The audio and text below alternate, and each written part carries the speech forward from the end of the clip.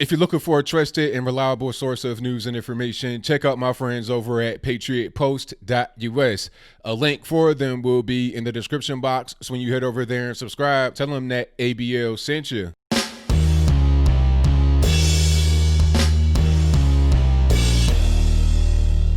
How's everybody doing? My name is Anthony Brian Logan, and today we got to talk about the knife attack on London Bridge, which is being treated as a terror attack. It's most likely a terror attack, and it's not the first one to be had in Europe over the past few days, weeks, months, years, or in UK, or in London, or on the London Bridge specifically. Before I even get into it, I got to back up here to give you a little bit of background, at least as much as I have right now. The story is just breaking.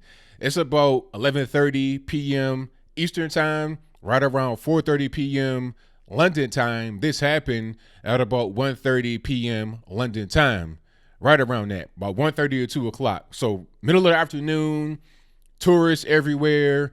London Bridge, an international attraction. There are songs about it. You know, one of them, unfortunately, is kind of appropriate here. London Bridge is falling down. That's kind of appropriate, but for now, I digress.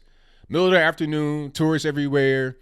Here you got this guy going around stabbing people randomly. Several people have been injured. None have died as of yet. That could change. I don't see any reports of critical condition, but you never know. Sometimes they don't really want to tell you what's happening over there in Europe, because they don't want you to understand the problems they have in a deep way. But we'll keep moving. So this guy is on the bridge stabbing people, and passerbys wrestle the guy down and take the gun away. The police get there. They're armed. You have some police that are armed and some police that are not armed. I think all the police should be armed, because you never know when some guy's going to go stab happy, but we'll move on. The knife is taken away, and the guy is shot and killed right there by the police. So he's dead. It's over. It's a wrap, and they don't have anyone else in custody as of yet, or no other suspects have been arrested. As far as we know, it was just one guy out there with a big butcher knife situation stabbing people. Now, London has very strict, well, not just London, but the UK have very strict gun control. You can't really have guns if you're a civilian. Not all the police even have guns. They have very strict gun control. But there's a big problem with the knife violence. At one particular point in recent history, like within the past couple of years or more, the murder rate in London exceeded that of New York City. There's guns all over the place in the United States. So why did the murder rate exceed New York City's? Well, the knives, obviously. When somebody wants to hurt somebody, when they want to kill somebody, or whatever the case may be, there's not much you're going to be able to do to stop them.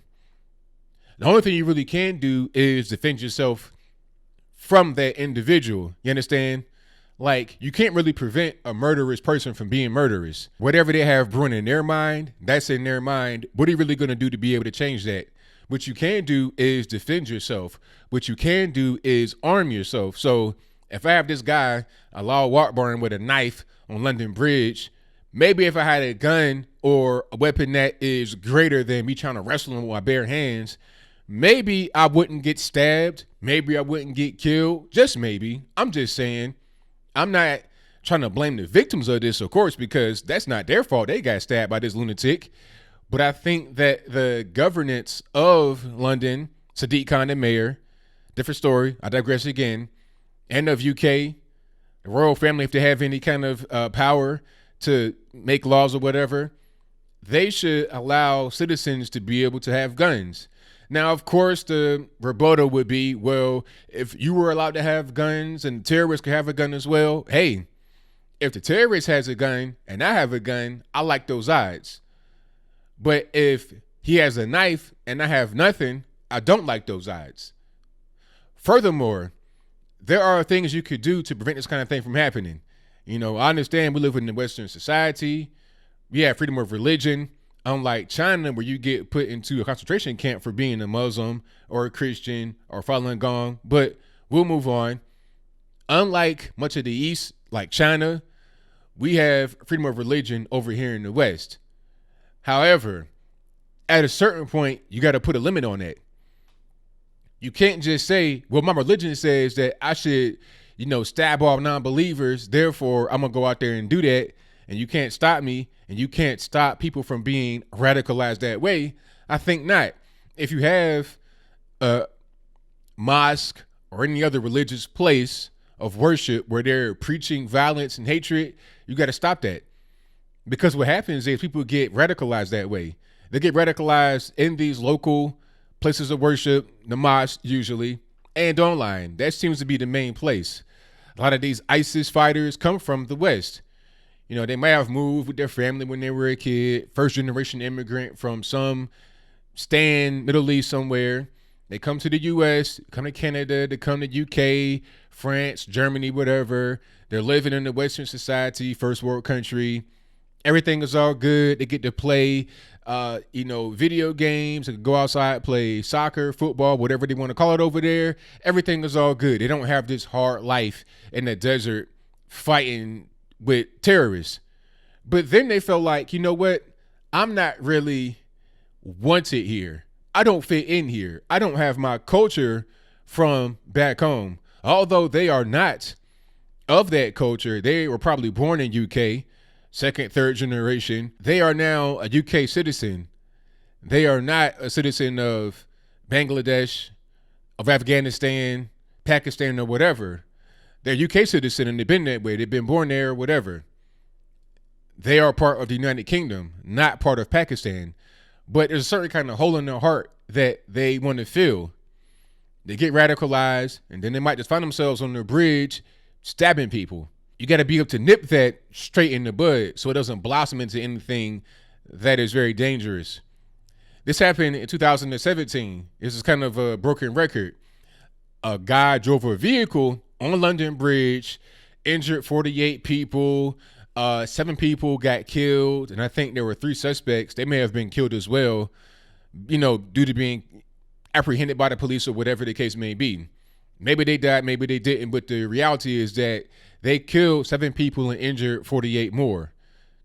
You've had bombings, you've had all kind of rapes, and you've had all kind of things that have happened as a result of terrorism and terrorism sympathizers all over the UK and Europe in general. Okay, we see it in Sweden, we see it in Norway, we see it in France, we see it in Germany, we see it all over Europe, especially in the more first world, more liberal countries. And I got to bring a point out right here. I got to bring it up because I was thinking about this due to some recent things that have been happening over here in the U.S. People saying, hey, we need more European immigrants. And, we don't need any more brown people. We need more Europeans. You got to get it back to a mostly white country. Look at what's happening right now in Europe. Who's in charge in Europe? UK, what, 80% white? France, Germany, same thing, 85% white. But yet, look at what's happening to their country.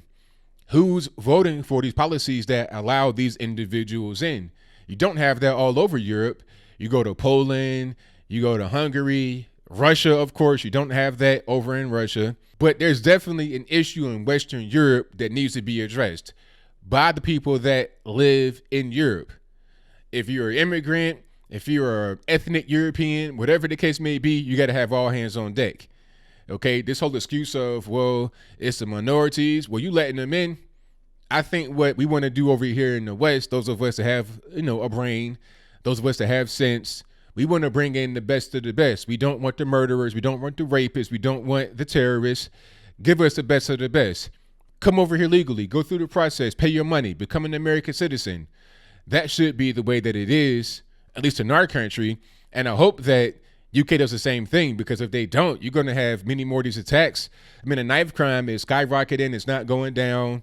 The terror attacks, it's like an everyday thing at this point. I remember at one point in time, when I hear about a terror attack over in Europe, a knife attack, a car attack, a suicide bombing, and it was like, okay, this is an isolated incident.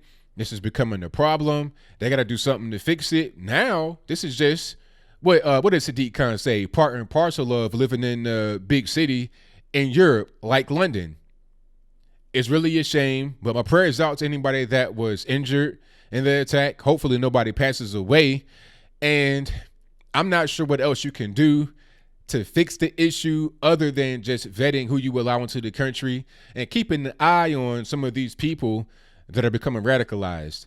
Keep an eye on the prisons. People get radicalized in there, the internet, everywhere. Keep an eye on that, and don't allow your citizens to go down a deep, dark road of becoming radicalized in Islam. That is a problem.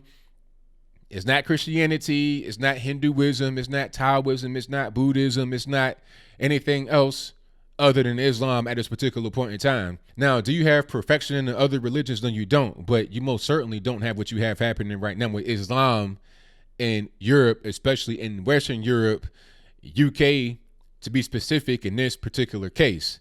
But I think I'll leave that right there for now. And what say you? Do you think I'm correct about what's happening here in UK and Europe in general? Europeans and law-abiding, regular, everyday immigrants, citizens of Europe, they're not doing a good job of keeping these individuals away. The terrorists, the radical people. I don't see the kind of just radicalization in the United States that you have over in Europe.